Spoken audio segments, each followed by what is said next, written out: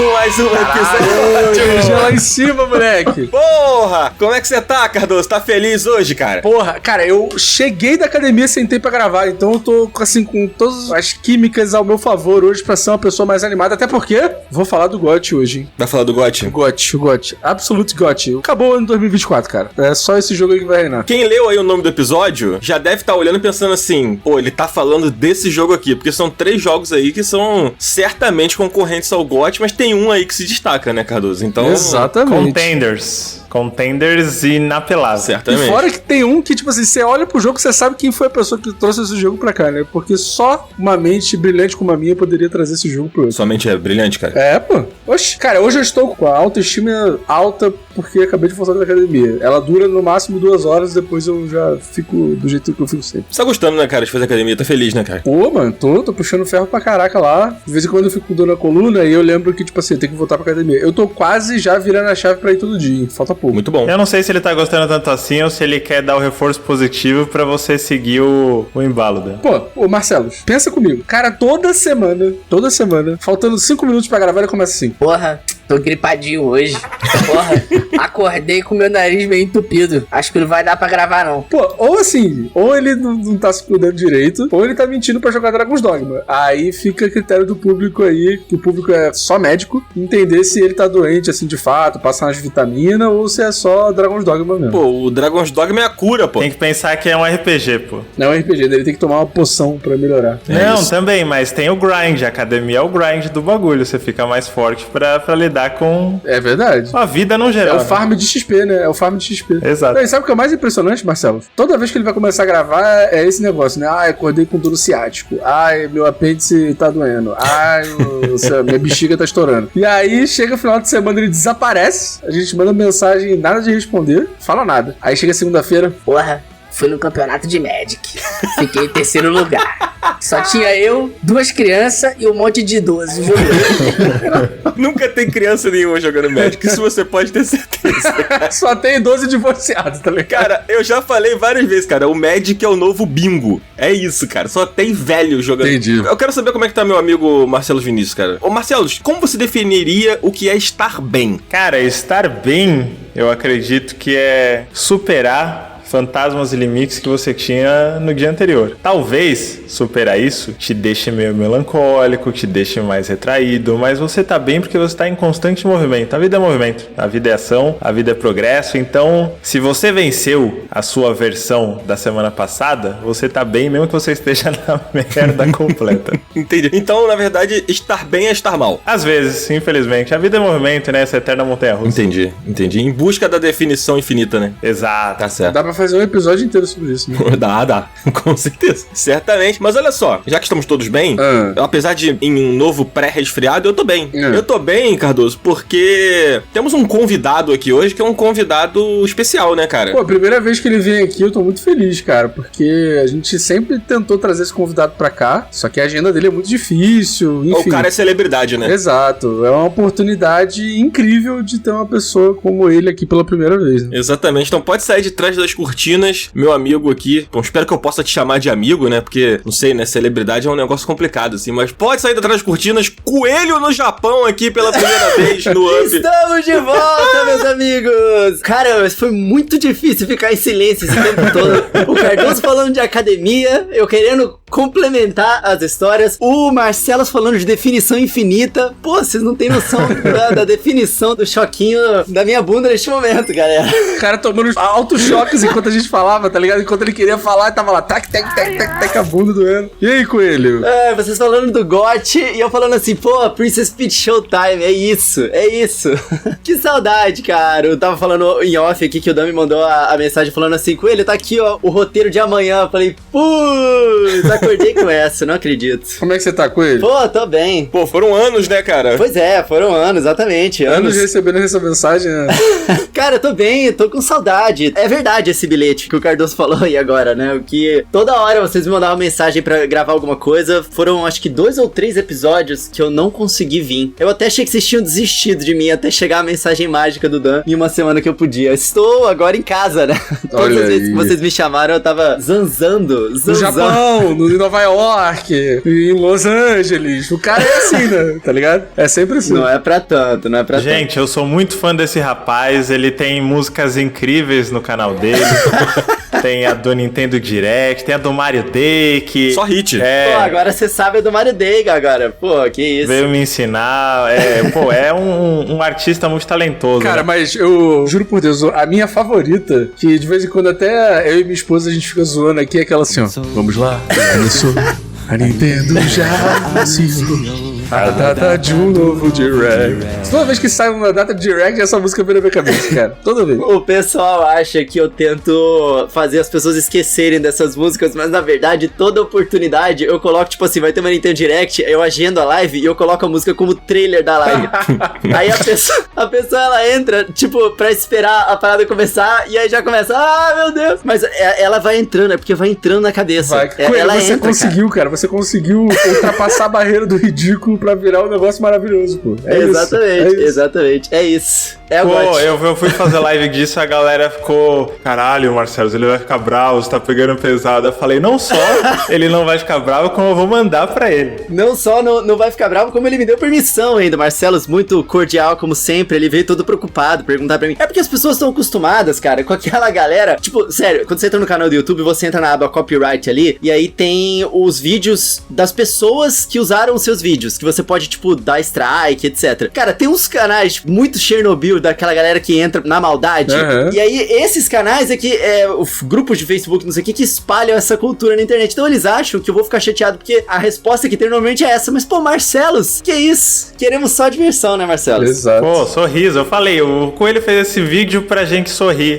Então, estamos aqui sorrindo. É sobre isso. Maravilhoso. Estou sorrindo agora, inclusive, de estar aqui de volta. O Dan não me perguntou, mas ele me perguntou. Eu me senti quase respondendo a hora que ele falou como estão todos. Estou bem, amigos. Estou bem. Estou trabalhando bastante, mas também cuidando de mim, também indo pra academia sempre aí. Aí sim. E, pô, o Dan já viu lá que eu não fiz o ônibus ainda. Porra, cara. Mas o VLT do Coelho saiu. Cara, o VLT do Coelho, né, acredita? Pô, calma aí, tu não viu, pô? Eu não vi, pô. Chega lá no Twitter, então. É que eu tô usando pouco a internet agora, deixa eu ver. Deixa eu te mandar aqui, calma aí, não, pelo amor de Deus. Com certeza o Daniel tinha os tweets salvos, tá ligado? Tweet para zoar o Coelho daqui a 6 anos. Aí tá... Te mandei no Telegram, cara, pelo amor de Deus. Cara. Pode crer, eu vi essa foto. Caralho, simplesmente o Coelho veio à espreita. Muito bom, e cara. tomou o VLT do Rio de Janeiro, cara. Inacreditável. Depois de lançar o papelão da Nintendo, o Coelho lança o VLT do Coelho do Japão. Incrível. Isso. Sensacional. Mas você tá bem, né, Coelho? Então você já respondeu, né? Então... Tô bem, fazendo presença aí na vida das pessoas, no dia a dia, no trabalhador brasileiro. Pô, não, mas agora de verdade, eu tô muito feliz de você estar aqui, Coelho, porque a gente sentiu saudade de gravar com você. Eu também, meus amigos. Tava com saudade. Muito gostoso puxar a contagem de volta, das palminhas do início. Eu não aguentei, sabe quando volta tudo? Porque o Dan começou, pistol de volta. Na hora, cara, meu sorriso abriu, assim, foi muito, muito bom. Ele deu um upside de volta também no 220, né? E esse é o cara doente, hein? Lembrando. Não. Esse é o Dan fora das suas plenas condições. Imagina quando tiver saudade. Marcelo, isso aí é historinha, Marcelo. Isso é história.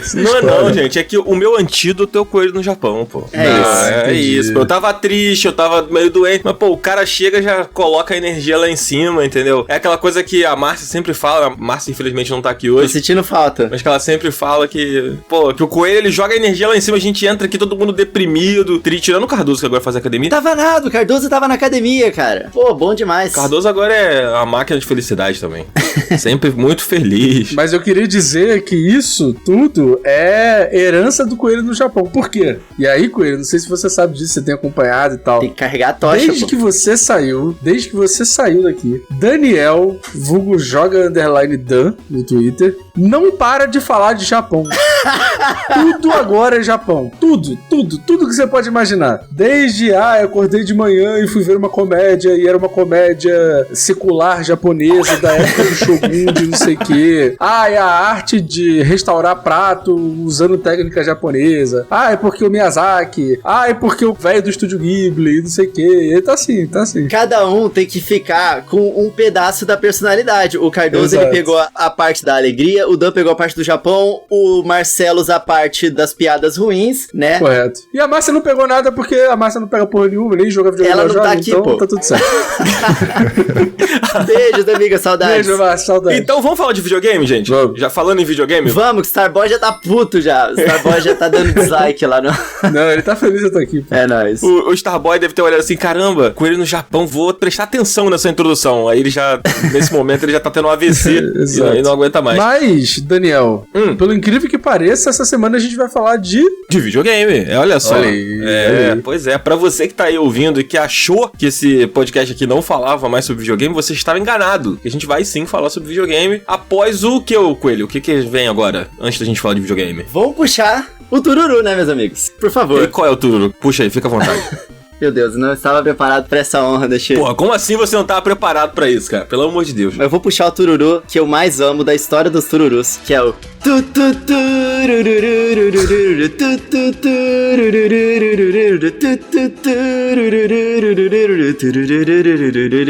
Cara, eu tinha esquecido dessa sensação de vergonha ali. É maravilhoso, cara. Que coisa boa. Eu também, cara. Puxou a música do Doug aí, do Denis o Pimentinho. Quase, é da mesma época. É o... Cara, como é que era o nome dele mesmo?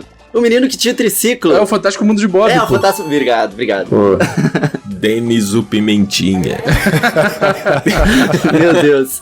Marcelo é de outra época, Daniel. Pô, tem que ter paciência. Entendi. Não, eu peguei. É que mistura tudo. O único que eu acho inconfundível é Doug. Doug pra mim é um masterclass demais. Doug é assim, ó. Ptica, ptica, ptica, ptica, papá. Puta. Boa. Que beleza, hein? Como é que é, Coelho? Como é que é a música? Ptica, ptica, ptica, ptica, papá. Entendi, tá bom. Bora então, vamos lá. Bora. Puxa aí, Zabuzeta. Vai, Zabu, faz a boa.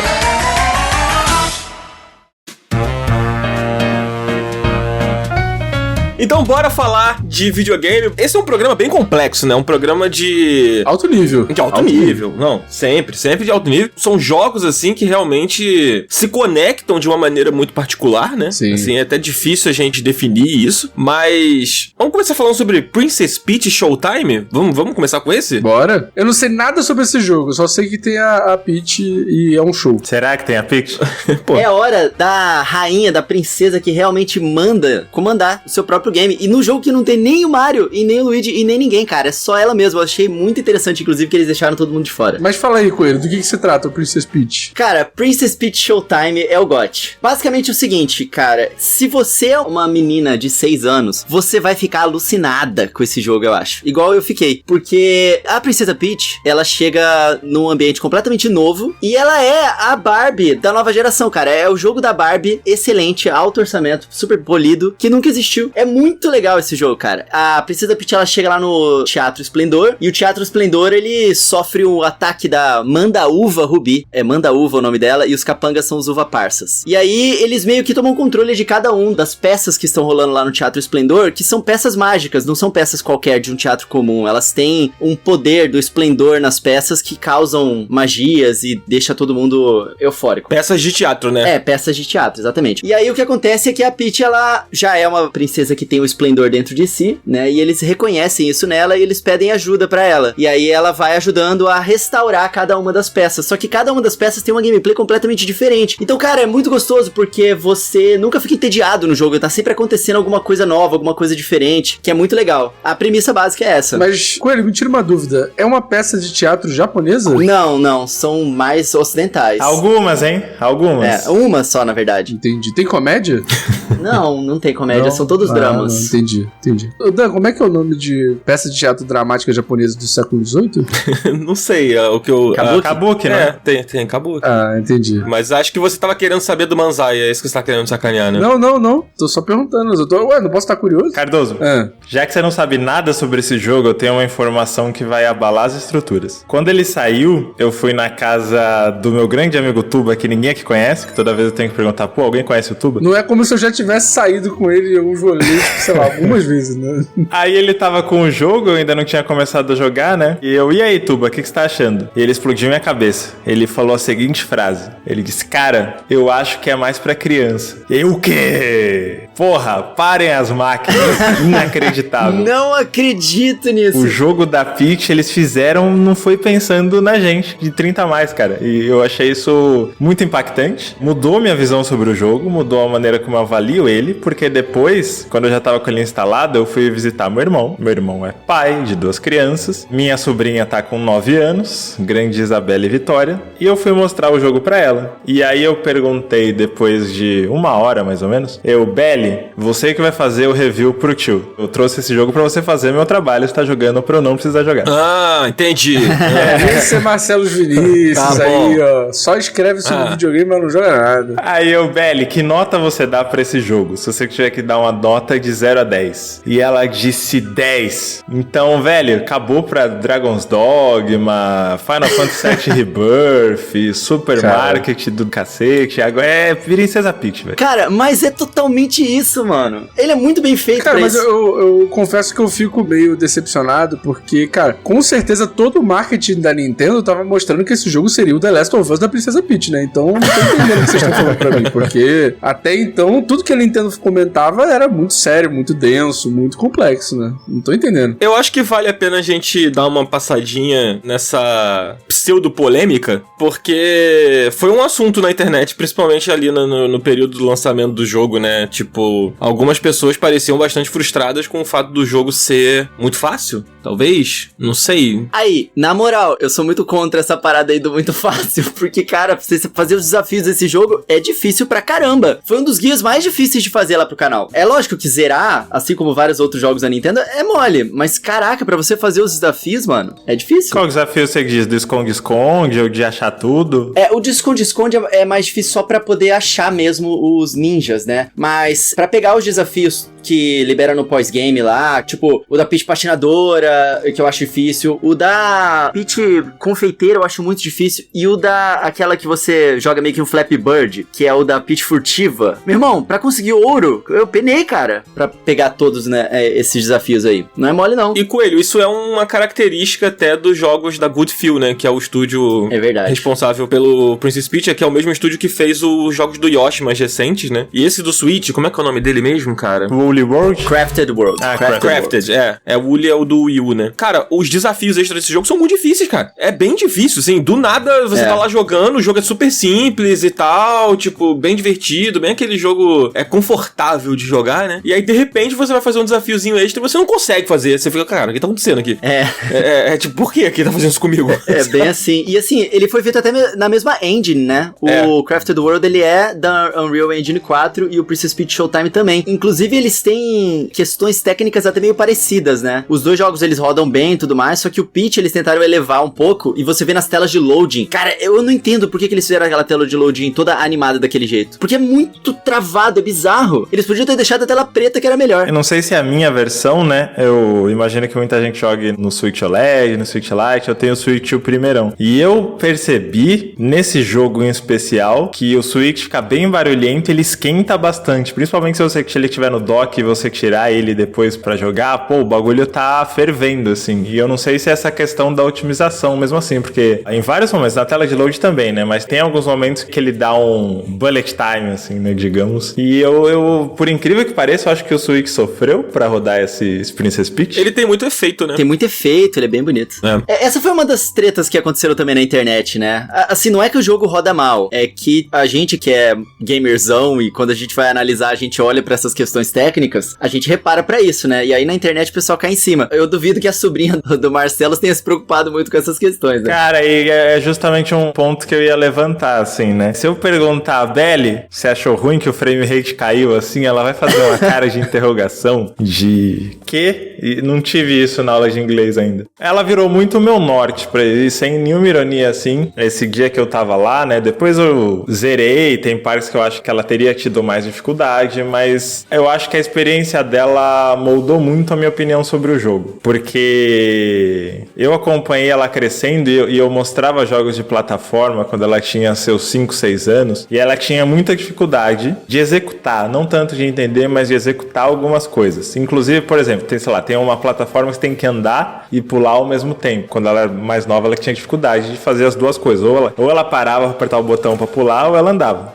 Os dois já era muita coisa. Ela jogou bastante coisa, hoje em dia ela consegue jogar jogo até 3D, ela jogou bastante Mario Odyssey, jogou o Kirby. E aí eu vi ela jogando esse, e a estrutura desse jogo tem personagens, né, que são papéis que a Peach assume. Isso tá bem claro desde os primeiros trailers. Tem a fase que você assume o papel de detetive. Então a Peach veste uma roupa de detetive, e aquela fase é focada em investigar, você procura pistas, tem diálogos. Aí tem a fase que é a do Kung Fu. Então essa fase vai ser mais parecida com Beat'em Up, que você sai descendo além em todo mundo e tal. E o que eu percebi? Acho que o Coelho vai poder falar também sobre isso. Pra mim as fases eram tipo, aprendi uma mecânica, usa essa mecânica, segue adiante. O começo é realmente muito fácil. Mas pra Belly, cada um desses papéis era tipo uma iniciação dela em mecânicas que são muito comuns hoje em dia. Por exemplo, na fase do ninja, tem umas graminhas no chão que a Peach vai pra essa graminha, ela pega uns arbustos de mentira assim, e ali você é introduzido pra mecânica de stealth. Na mesma fase, o ninja faz uma coisa que os outros personagens não fazem, que é o wall jump. E o controle é muito guiado. Ele não tem um timing tão rígido de wall jump quanto teria um Super Meat Boy, um Celeste da vida. Então, eu senti que a Belly estava sendo introduzida para quando ela tiver com seus 12, 13 anos, ela tá jogando jogos que usam essas mecânicas de maneiras mais complexas, assim. Tipo, foi um grande tutorialzão, foi o que eu senti. Eu acho que é bem por aí mesmo. O Coelhinho, ele amou o jogo. Ele achou o máximo e ele ficou super intrigado com as diferentes formas dela, querendo saber se tinha mais. Ele não chegou, acho que, na metade do jogo ainda, porque, cara, por incrível que pareça, ele tá completamente compenetrado no Metroid Dread, ele tá chegando no final do jogo agora. Olha aí.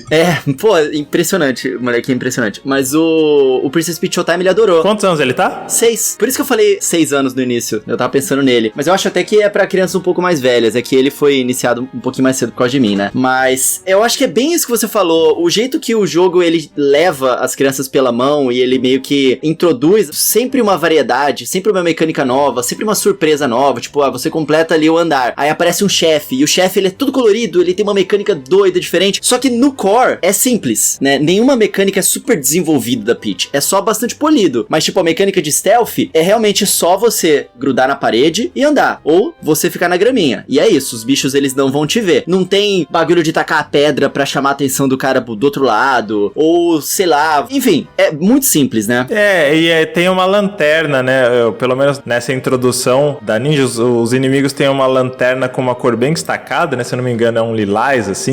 E eu falei pra ela, porque ela tava com muito medo de ser vista. Tipo, na cabeça dela, dá pra esse cara me ver aqui. E eu falei, Belly, se preocupa só com a lanterna. Se a lanterna não te pegar, tá tudo bem. E no fundo, se você vai jogar Metal Gear, Hitman, Dishonored, existe essa lanterna. Você só não vê. Você só não vê, mas a lógica é a mesma. E quando ela tiver mais velha, ela for jogar um Hitman da vida, ela vai ter essa memória. Acho que esse jogo faz esse papel de um jeito bem legal, assim. Cara, vocês estão falando sobre o stealth, né, e sobre a mecânica não ser talvez tão aprofundada, não sei, ou com tantas camadas, ela é mais, de certa forma, introdutória. No final do ano, eu joguei aquele Chants of Sennaar, que até entrou no nosso top aqui de jogos, que foi um jogo que eu adorei. Super legal. E ele tem umas fases dele que são stealth. Na verdade, são umas sequências dentro de algumas fases que são em stealth, assim. E, tipo assim, é um stealth bem simples mesmo. É coisa de você só passar despercebido numa área ali, não tem tanta ferramenta pra você driblar o inimigo que tá te procurando, né? E, tipo assim, sei lá, nem de longe, assim, você pode falar que isso é um problema do jogo. É meio simples, ele apresenta aquilo ali de uma forma meio simplória e tal, mas a graça do jogo não é essa, sabe? Tipo, o propósito do Chants of Sennaar não é a sequência em stealth. A sequência em stealth, ela serve como uma coisinha extra ali. Eu tenho a impressão de que, ouvindo vocês falando sobre Princess Peach, e até o tempo que eu passei com o jogo, assim, eu acho que se aprofundar demais nessas ideias, elaborar demais essas ideias, não é bem o objetivo do jogo, sabe? O objetivo do jogo é você controlar a Peach em diferentes cenários e ter uma explosão de criatividade sempre que você é surpreendido com uma nova transformação, com novos inimigos, com novos cenários, com novas fases. Ele foca muito mais nesse lado criativo, assim, e nisso até me lembra, mais uma vez, trazendo o jogo do Yoshi, que tem essa mesma vibe, assim, de apresentar ideias novas sempre, e não necessariamente ser, assim, tipo, um mais, sabe, das mecânicas, assim. Eu acho que o propósito dele não é ser tão profundo dentro das suas camadas, sabe, mas ter várias ideias, vários objetivos, assim. É a impressão que eu fico jogando, e até ouvindo vocês falando aqui, eu tô ficando com mais essa sensação. Eu acho que é bem isso mesmo. E assim, a gente vê que a Princesa Peach, ela se encaixa muito bem em cada um desses papéis também, né? É legal você pegar uma personagem que você conhecia dos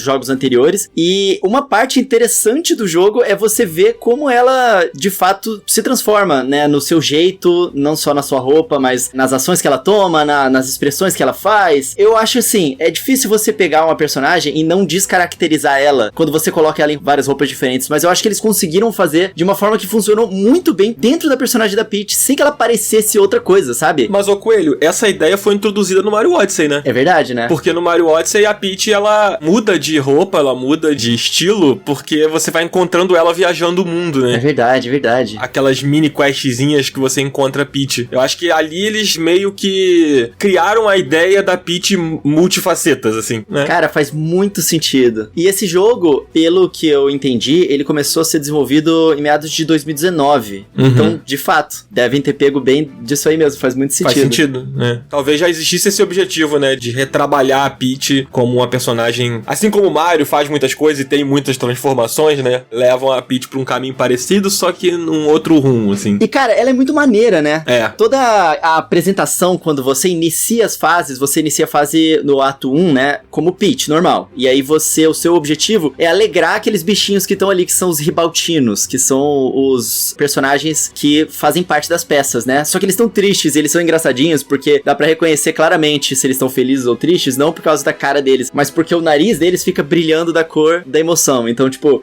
se eles estão tristes, o narizinho dele fica azul. E aí você chega com a Peach e joga o lacinho dela, que é a Stella, né? Que fica junto com ela ali. E aí esse lacinho, ele sempre tem um efeito de alegrar, um efeito positivo, assim. E aí eles ficam cheios de motivação, cheios de alegria. E aí eles ficam felizes de novo e o narizinho começa a piscar amarelo, em vez de estar aquele azul meio, né, piscando meio devagar e tal. Se eles estão bravos, o nariz pisca vermelho. É bem infantil mesmo, assim, quase como um conto de fadas. Bem na cara, assim. E aí a Peach chega ali e você entende pelo contexto o que tá acontecendo. E eu digo isso pelo contexto porque o coelhinho, ele tá aprendendo a ler, só que ele não consegue ler ainda rápido pra saber o que os personagens estão falando. Ele vai jogando. Acho que uma criança de uns 8 anos, por exemplo, já seria bem mais fácil. Pra ele, não. Ele vai entendendo pelo visual. E aí é fácil ele entender o que tá acontecendo. E a hora que você chega e de fato se transforma na Peach, sei lá, na Peach confeiteira ou na Peach vaqueira, é muito maneiro. A Peach, ela é estilosa, né? Ela pega aquele laço e ela lança numas garrafas, aí ela puxa aquelas garrafas e segura o ketchup na mão, assim, sempre com um efeitão muito da hora, assim. Eu acho que o jeito que eles transformaram a Peach... Ketchup? É, o ketchup que ela pega na mão, não é? Na primeira transformação da Peach vaqueira, eu acho que é. É um Red Label, não, sacanagem.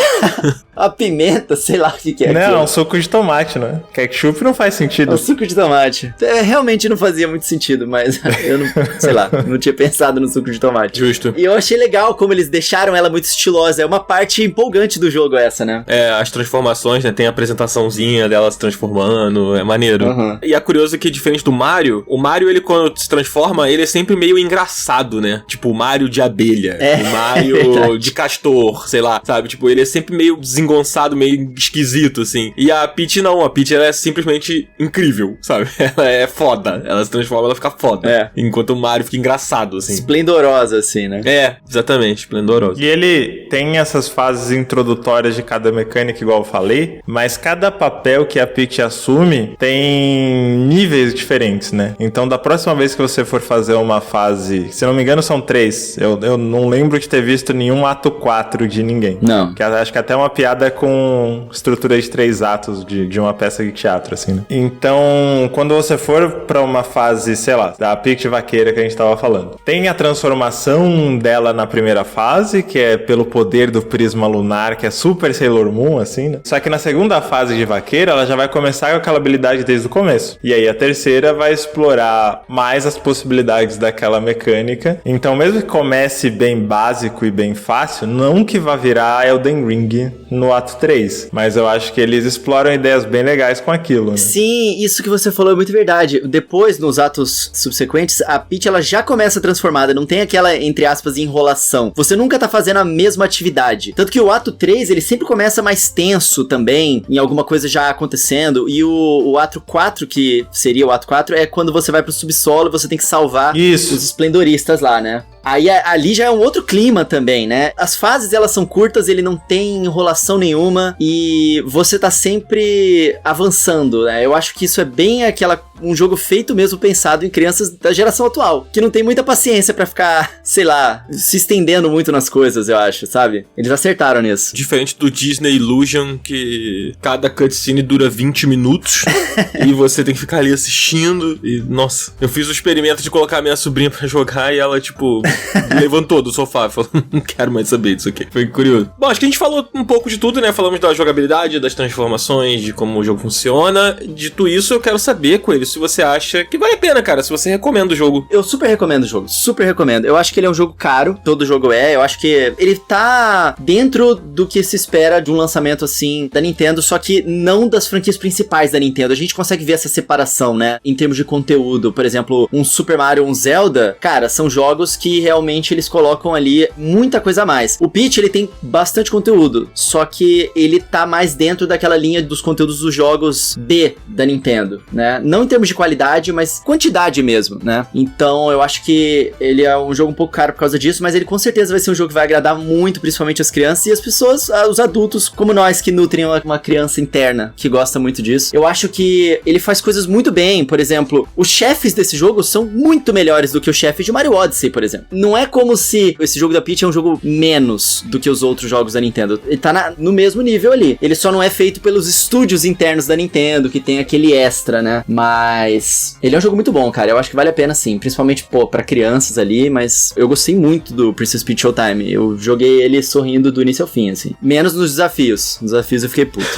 E você, Marcelo? Cara, eu não sei se vocês perceberam, mas é um jogo pra criança. Eu acho que ele é pra todas as idades, né? Dentro do que a gente falou, mas acho que ele é especialmente prazeroso pra galera da nossa idade. Muita gente que ouve a gente tem filho, tem sobrinho, como é o meu caso, né? Às vezes irmão mais novo, dependendo da idade da pessoa, do contexto familiar. E eu acho que ele cresce muito se você tem essa oportunidade de usar ele como essa porta de entrada, pra depois levar a criança pra drogas mais pesadas, como o próprio Mario Odyssey, assim, né? E eu gostei muito. Eu tenho alguma coisa nele que tinha alguma coisa nos trailers que me deixaram com uma expectativa diferente, mas aí problema meu com a minha expectativa, né? Não, eu acho que você tá certo, cara. Eu também fiquei com essa sensação. Depois que eu joguei, ele mudou a minha ideia sobre o jogo. É, exato. E em algumas partes positivamente, mas também em algumas coisas, eu não sei exatamente o que eu esperava, mas ele parece bem mais contido, bem mais curto, não tanto de duração, mas de possibilidades, assim. Eu não sei se eu esperava uma história, uma coisa um pouco mais na linha, sei lá, de um Mario RPG, de uma história um pouquinho mais elaborada, mas, de novo, o jogo nunca vendeu isso. Era uma expectativa minha e eu que lide com ela, né? No geral, eu gostei muito, recomendo bastante. Acho complicado pagar o valor cheio pra quem tem essa expectativa de, sei lá, é o Mario Odyssey da Peach. Gente, não é. O jogo ele é bem contido nessa proposta das fases curtas de papéis. Ele dura ali 8 horas estourando, assim, né? Tem esses colecionáveis, essas missões alternativas, mas eu acho que pra quem não tem essa grana sobrando é bom ponderar isso também. Mas fora isso, eu recomendo bastante. Legal. Eu queria só fazer um comentário antes da gente passar pro próximo jogo. É que eu tava muito na expectativa de conseguir conversar com o Coelho, porque o Coelho tem filho, né? Eu sabia que ele ia colocar o filho dele pra jogar esse jogo em algum momento. Se ele ia apresentar o jogo pro seu filho. O Marcelo tem a sobrinha dele, eu tenho minha sobrinha também, só que eu não tive ainda a oportunidade de jogar com ela, assim. E eu acho legal a gente ouvir opiniões de pessoas que tiveram essa experiência, sabe? Porque eu sinto que... Eu até fiz esse comentário no Twitter, o Cardoso veio me sacanear com esse comentário, mas foi um comentário bem sério, assim, que é tipo... Eu enxergo, às vezes, uma dificuldade das pessoas avaliarem jogos pra criança. É difícil você separar uma coisa que é simples, uma coisa que é introdutória, de uma coisa que é ruim. Eu vejo essa dificuldade, às vezes, sabe? É verdade. O fato dele ser simples e dele se preocupar em ser um jogo com um propósito introdutório é facilmente confundido por parte das pessoas como um jogo fraco, sabe? E não necessariamente ele é um jogo fraco. Ele só serve um propósito diferente que às vezes a gente não consegue. Isso que o Marcelo falou agora, era a minha expectativa e assim, não é que o jogo vendeu isso. Eu tinha uma expectativa que talvez não tivesse certa. O Marcelo fazer esse exercício dele entender que talvez ele estivesse esperando uma coisa que ele, no fundo, sabia que esse jogo não ia entregar, é interessante, sabe? É interessante você conseguir fazer essa separação, assim. E eu queria muito ouvir, eu nem li muito review, essas coisas, porque eu não costumo ler mesmo, mas eu vi muitas pessoas comentando isso no Twitter, né? Tipo,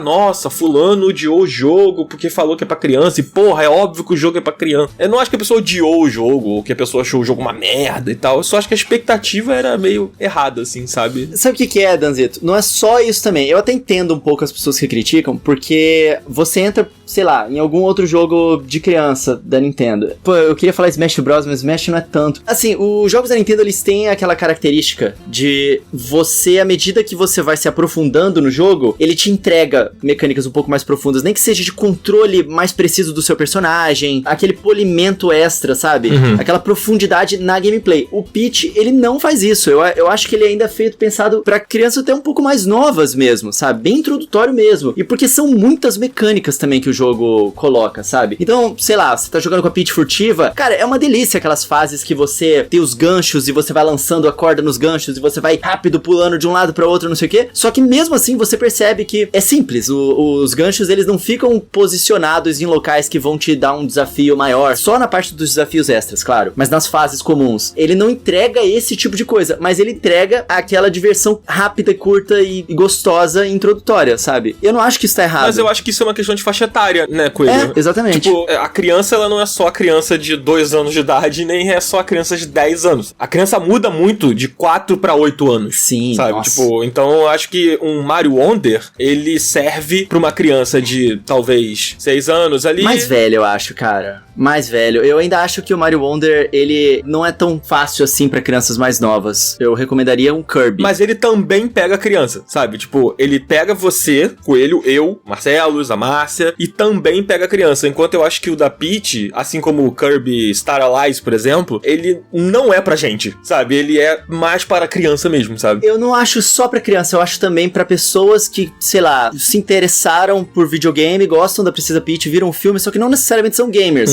Sei lá, eu botar na mão da minha mãe, que não joga muito. O Peach, ela vai pegar e ela vai gostar e ela vai conseguir completar os desafios do jogo. Achar as esplendoritas que estão escondidas no mapa, esse tipo de coisa. Eu acho que vai ser muito satisfatório pra ela, pra esse tipo de coisa, entendeu? Pra pessoas de diferentes faixas etárias, mas com experiências de game diferente. Eu acho que é mais a questão. Beleza. Acho que esse foi o Princess Peach Showtime. Fica aí a recomendação do Coelho e do Marcelos. E vamos falar de que agora, Cardoso? Vamos falar do único jogo que a gente vai falar, né? Porque já tem 46 minutos de gravação. Caraca! Pô, na moral, foi mal. Eu me empolguei aqui. A gente também fez 25 minutos de introdução. Ele falou que tava com saudade. Pois é. Um homem com saudade é um homem imparável. Mas vamos lá, Dragon's Dogma 2, jogo que só o Dan tá jogando aí. Dan, do que se trata Dragon's Dogma 2? Inclusive, a Nuvem me mandou uma chave de Dragon's Dogma 2 pra PC, mas eu preciso terminar o Yakuza Infinite Wealth antes de jogar, mas eu vou chegar lá. Muito bom. Acho que o Coelho jogou também o Dragon's Dogma, né? Sim. Também tô jogando. Ah, boa. Cara, mas o que é Dragon's Dogma 2, cara? Dragon's Dogma 2, pra começo de conversa, tem uma grande curiosidade aqui, que ele não se intitula como Dragon's Dogma 2, né? Ah, é? Quando você abre o jogo, é Dragon's Dogma. Oxi. É curioso isso, né?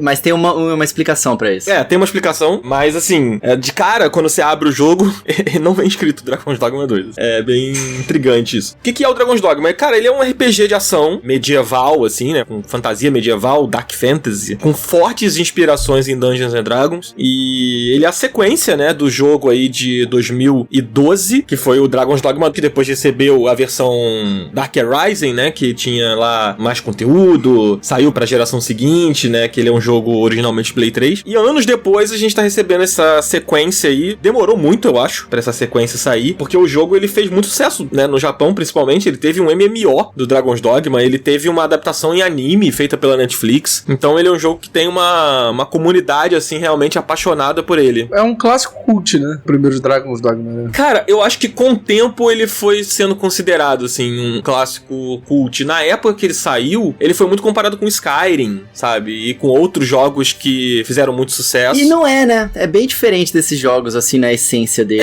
É que ele tem o lance de você criar personagem, né? Você cria seu próprio boneco lá, aí você vive aquele RPG de mundo aberto, né? Aquele mundo com desafios e quests e não sei o que. Então as pessoas fazem uma associação, assim. É Dark Fantasy também. É, a temática, né? Parece muito, assim. Tem um dragão, né? Tipo, o início dos dois jogos é parecido, né? Do Dragon's Dogma. É, bem parecido, verdade. Até do 2 é semelhante se você colocar, assim, do lado, você vê que a temática é parecida. No Skyrim você é um prisioneiro lá, que acaba sendo atacado, o lugar que você tá sendo atacado por um dragão, né? Que é o Alduin, o dragão do Skyrim lá. E aí o jogo começa a partir disso. O dragão que fala e o caramba. É, sim, né? E o Dragon's Dogma é a mesma coisa. É um dragão que ataca lá o vilarejo lá que você trabalha. E no 2 você é mais parecido com o Skyrim, se você parar pra pensar, porque você é um prisioneiro, né? No início do 2. E aí um dragão vem, ataca a porra toda. E aí o jogo começa. Então é muito fácil você botar um jogo do lado do outro e achar semelhanças assim. Só que o Dragon's Dogma 2, acho que o Coelho vai concordar comigo, ele é um jogo muito mais inclinado pro combate do que o Skyrim. E o combate me lembra muito o Monster Hunter. É, ele lembra bastante Monster Hunter, com um pouco menos de agilidade. Os Monster Hunters atuais, eles são mais ágeis, os personagens, né? Você consegue pular de um lado pro outro do bicho. Esse aqui não, você vai correr. Inclusive só tem uma classe que você tem esquiva. Então assim, pra esquivar dos ataques é pernas pra que te quero mesmo e contar com os peões que você escolhe pra batalhar ali junto com você, né? Mas tem muita coisa parecida mesmo com o Monster Hunter, né? Eu tive a oportunidade de conversar com o Itsuno-san e, cara, foi incrível, porque ele falou pra mim que ele finalmente conseguiu completar a visão que ele tinha, que ele queria ter no primeiro Dragon's Dogma, agora nesse, por causa do crescimento da franquia e tudo mais. E ele vê o jogo de uma forma um pouco diferente desses outros jogos de fantasia medieval, porque pra ele, o que ele tava querendo criar era um simulador de fantasia medieval. Não no sentido, tipo, um Flight Simulator que se parece à realidade, porque obviamente é uma parada inventada, né? Mas no sentido de que você tá vivendo realmente num mundo que é coeso, um mundo que você tem que passar pelas dificuldades sem o jogo te segurar muito na sua mão. Por exemplo, pô, ficou de noite, não tem poste, não tem a luz da lua pra te guiar. Você não vai ver nada e os inimigos que vão aparecer, eles vão te arrancar, enfim, a vida, porque você não consegue enxergar numa floresta de noite. Cara, e é exatamente assim, né? O jogo é exatamente assim. E aí você tem que se planejar, porque se você tá saindo de uma cidade pra outra, que também não tem fast travel, tem fast travel através de uns consumíveis que você pega, que são poucos espalhados pelo mundo, mas o objetivo que ele queria fazer é que você realmente se planejasse. No Monster Hunter, cara, fazendo um outro paralelo, você tem que sempre se planejar antes de você ir pra uma batalha. No Dragon's Dogma, antes de você sair de qualquer cidade, você tem que se planejar, porque se cair a noite e você não souber onde é que tá o próximo acampamento pra você fazer, ou sei lá, você vai ficar sem recurso. O próximo lugar pra você pegar recurso vai ser só na outra cidade. E você tem que tomar cuidado com os monstros que você encontra no caminho também, porque eles lembram de você, eles são inteligentes. Então, por exemplo, se tem um grifo lá longe e você percebe ele, e ele te percebe, cara, você pode ser perseguido por esse grifo mais pra frente quando você não tá nem esperando. Você vai ser perseguido. Você vai ser perseguido, é. Você vai ser ou sei perseguido. lá, uns goblins. Você encontra um grupo de goblins, você começa uma luta e foge deles. Se o acampamento que tiver próximo, eles forem atrás de você, a hora que você estiver dormindo de noite, eles vão invadir seu acampamento de noite, sabe? Então você tem que realmente levar em consideração a sua jornada e como se planejar por ela, né? O mundo do jogo é muito inteligente, e aí eu acho que a gente até entra um pouco como o mundo do jogo funciona, né? Que ele é um jogo de mundo aberto, com todos esses elementos que o Coelho acabou de comentar. E é interessante que no Dragon's Dogma ele tem a mecânica dos Pauls, né? Que são os seus parceiros ali no jogo. Os peões. Os peões, né? Eles são tipo um NPC que você tem um que você cria pra você, né? Que é o seu parceiro fiel ali, que você vai criar ele no início do jogo e ele vai andar com você ao longo da sua jornada. Ele é o único que evolui de level, inclusive. Ele é o que evolui de level, e você pode contratar como se fossem mercenários ali pra poder fazer parte do seu grupo, né? Você pode ter até 4 pessoas, no caso tem 3 companheiros, né? Um que é o seu peão ali, como eles chamam, fixo, e os outros 2 que você contrata e que você pode mandar embora e contratar outros conforme você vai avançando no jogo. Inclusive é muito legal, né? Que você anda no mundo e às vezes aparece um NPC que oferece os serviços pra você. Tipo, você tá andando, do nada um personagem te para. Eu sou um cara sem medo do escuro, eu entro em cavernas e eu sou um ótimo arqueiro. Conte com os meus serviços se você precisar. É muito louco isso nesse jogo, né? Porque você não tá acostumado você jogar um jogo e o game querer falar com você. Né? Você não tá acostumado com isso. Esse jogo não, você tá andando numa cidade, chega um cara, te vê e fala: peraí, tu que é o Nascen? Você que é a Risen? Deixa eu falar contigo uma parada. Pô, fiquei sabendo o que você fez na outra cidade lá. lá, eu tava precisando de uma ajuda aqui pra fazer não sei o que, será que você não consegue me ajudar? Além dos peões, tem os NPCs também que te param pra te oferecer quest ou te pedir ajuda, e você pode ajudar eles ou não, ou você pode aceitar a quest que eles te mandam, e aí você tem que encontrar eles num determinado horário do dia, e se você não aparece, ele vai sozinho. E a quest vai embora. Você perde a quest. E a quest vai embora, Isso é incrível. Cara, eu peguei uma questzinha no início do jogo, é bem no início mesmo. Você chega na primeira cidadezinha lá, antes da capital, e aí tem um personagem que ele diz que o irmão dele se perdeu na floresta. E aí ele fala assim, não, porque a gente costuma caçar por aqui, não sei o quê. Sabe qual é essa quest, né? Sim. Mas aí o meu irmão acabou indo, e aí eu tenho muito medo de entrar nessa área da floresta, então eu precisava que alguém fosse comigo. Eu posso te levar até onde eu perdi o meu irmão, mas eu não quero entrar com você ali. E aí ele vai com você. Se você combinar, se você pega a quest, tipo assim, combinei que eu vou te ajudar, e você não vai, ele vai sozinho e ele vai morrer, cara. Ele morre, exatamente. Cara, tipo assim, você deu a sua palavra que você ia lá ajudar o maluco, não deu? Então você não tem que ativar a quest. A partir do momento que você falou com ele, ele vai. E é um bagulho importante pra ele, né? Ele não fica te esperando, é o irmão dele, cara. Sim! É de interesse dele, ele pediu sua ajuda, mas é de interesse dele, né? Então ele vai de qualquer jeito. Exato. E quando você chega lá, tipo, o irmão dele tá lá apanhando lá com umas arpias, uns inimigos e tal. É interessante que se você for e ficar parado olhando, tipo, não ajudar, não intervir, o maluco vai morrer também.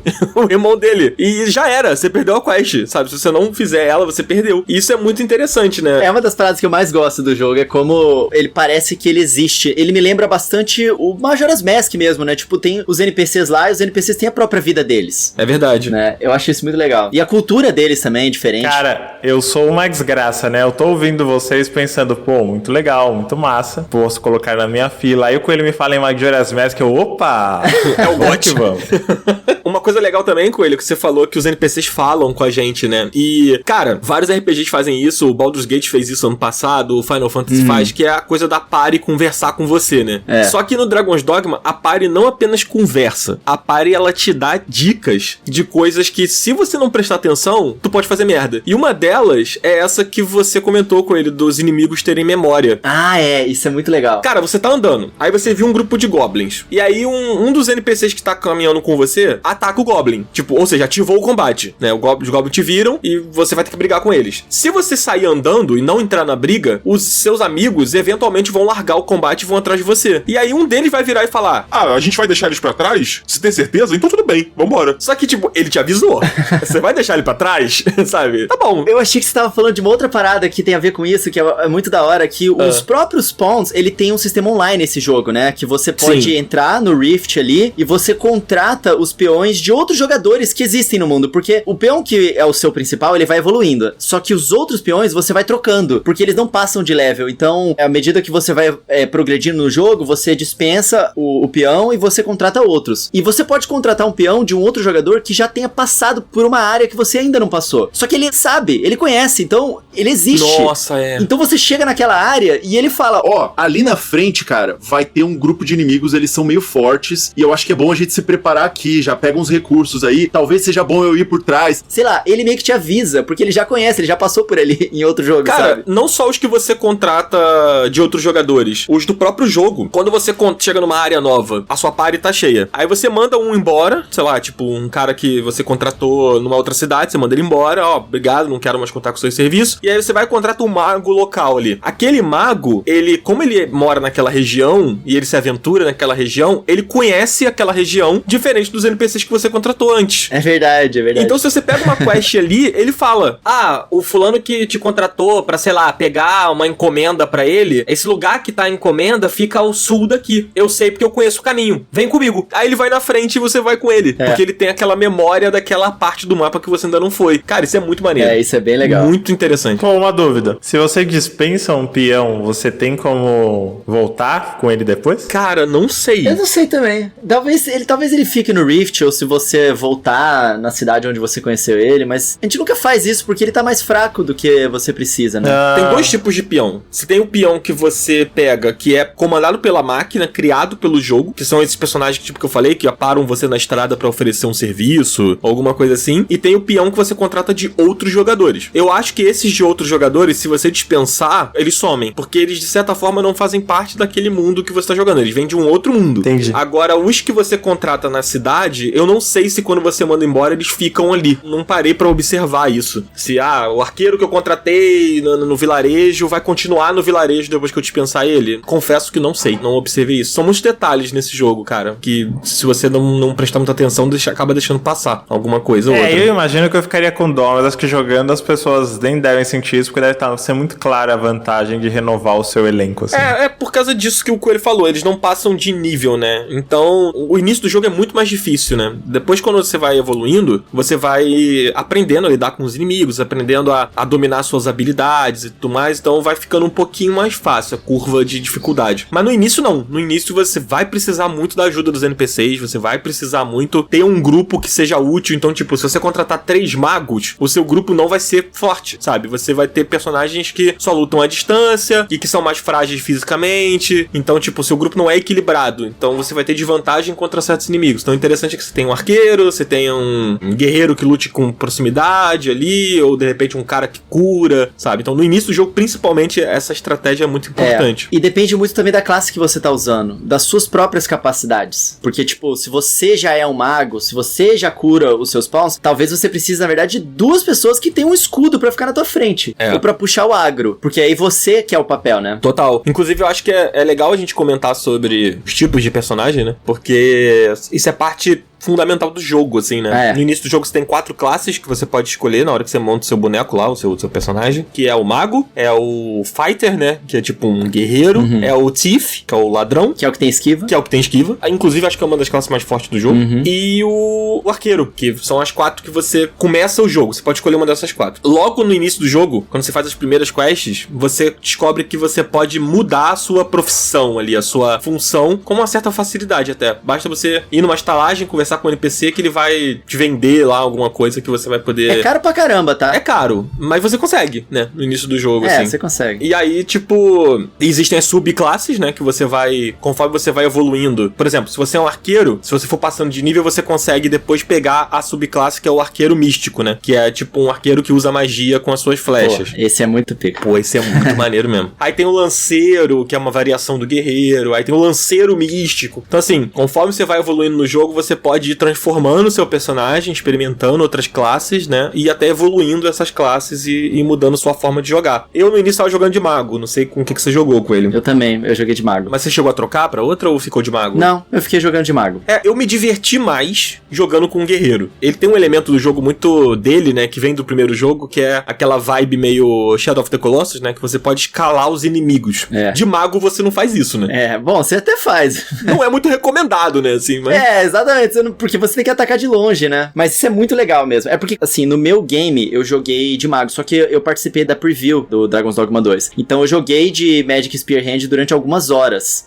Aí, sim, eu subi nas costas do grifo, o grifo saiu voando comigo nas costas, eu, caralho! E aí eu tentando bater na cabeça dele, aí ele me tacou no chão, aí eu morri, mas os meus amigos me reviveram e tal. É emocionante. Eu acho legal a coisa da classe, porque é importante comentar, porque ela é o que interage diretamente com a característica do jogo, que pra mim é o que ele faz mais impressionante, que é o lance do combate, né? A física do jogo, do combate, ela é muito bem feita, cara. É um negócio, assim, incrível. Se você é um mago ou um arqueiro, cara, a sua gameplay é completamente diferente de quem tá jogando de guerreiro. E aí eu acho que é aí que lembra um pouco o Monster Hunter, sabe? Tipo, quando você troca de classe no Monster Hunter, o jogo muda completamente. Se você joga com aquele personagem que voa, que usa as teias no Rise, como é que é o nome dele? Ou com ele, aquela classe? No Monster Hunter Rise? É o Insect Glaive, não é? Acho que é isso. Se você tem essa classe, cara, o seu modo de combate, a maneira como você derrota os inimigos, como você se movimenta, é muito diferente do cara que usa Dual Blade. Muito. Sabe? Tipo, totalmente. Não tem nada a ver. Então o jogo, ele muda. O Dual Blade você sempre tá mirando no pé do inimigo. Lógico que você pode subir nele e tudo mais, né? Mas no Insect Glaive não. Tu tá sempre pulando por cima do inimigo e vendo ele de longe pra atacar o seu insetinho, pra ele puxar a essência do bicho. É uma outra forma de jogar completamente diferente, né? E eu entendo que o ponto que você tá chegando é bem assim aqui mesmo. No Dragon's Dogma, cara, se você é mago, assim, pra começar que o mago, ele tem o tempo de fazer a magia, né? Igual no RPG de mesa, você tem que recitar as palavras, né? Pra fazer a magia. Então, enquanto você tá recitando, ele faz um gesto com a mão, assim, aí brilha o cajado, e aí ele vai e solta a magia. Esse movimento que você faz, essa pausa, esse intervalo entre ele recitar a magia e soltar a magia, faz com que você tenha que estar distante do inimigo, porque senão você é interrompido e você pode morrer até, dependendo do inimigo que você tá enfrentando. Então você tem que lutar mais de longe. Enquanto o guerreiro, não. As habilidades dele, a arma que ele usa se beneficia do combate próximo. Então você vai montar no inimigo, você vai subir pra acertar a cabeça dele, você vai tentar ficar batendo na perna dele pra tentar derrubar ele no chão. A dinâmica de combate é completamente diferente. Você vai ter que se esquivar, você vai ter que dosar a sua estamina, porque o escudo consome estamina pra caramba. Então, tipo, é muito diferente, né? É muito diferente. E assim, se você pega o Magic Spearhand, por exemplo, teve uma situação que eu tava lá batendo no pé do inimigo, um inimigo gigante era um daqueles